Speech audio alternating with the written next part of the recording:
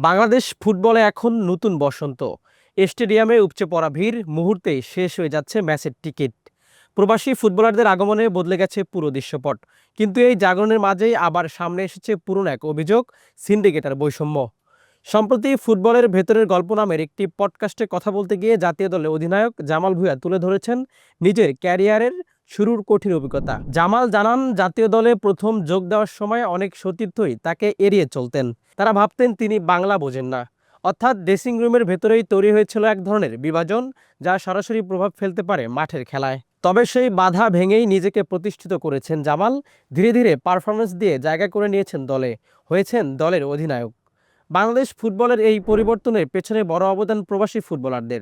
হামজা চৌধুরীর মতো খেলোয়াড়দের আগমনে নতুন করে স্বপ্ন দেখাচ্ছে সমর্থকদের। তার পথ ধরেই এখন আরও অনেক প্রবাসী ফুটবলার দেশে হয়ে খেলতে আগ্রহী। কিন্তু অভিযোগ রয়েছে, এই প্রবাসীদের অনেকেই এখনও বৈষম্যের শিকার। সুযোগ থাকা সত্ত্বেও মাঠে তাদের বল দেওয়া হয় না। দলে সুযোগ পেতে অনেক প্রার্থী লড়াই করতে হচ্ছে। সাম্প্রতিক সাব অনূর্ধ্ব-20 চ্যাম্পিয়নশিপে যুক্তরাষ্ট্র প্রবাসী রোনান সুলিভানকে ঘিরে এমন ঘটনায় নতুন করে আলোচনায় আসে। তাকে পাস না দেওয়ায় কয়েকটি দৃশ্য সামাজিক যোগাযোগ মাধ্যমে ছড়িয়ে পড়ে। জামাল স্বীকার করেছেন, সিন্ডিকেট পুরোপুরি শেষ হয়নি, তবে সময়ের সঙ্গে এটি কমে যাবে বলেই বিশ্বাস করেন তিনি। এই সমস্যার জন্য মিডিয়ার ভূমিকাও তুলে ধরেন তিনি। জামালের মতে, বিদেশ ফেরত খেলোয়াড়দের অতিরিক্ত প্রচার দেশীয় ফুটবলারদের মধ্যে হীনমন্যতা তৈরি করে। তারা মনে করে সব আলো অন্যদের দিকে যাচ্ছে, আর সেখান থেকেই তৈরি হয় দূরত্ব। জাতীয় দলের ভেতরেও রয়েছে নানা প্রশ্ন।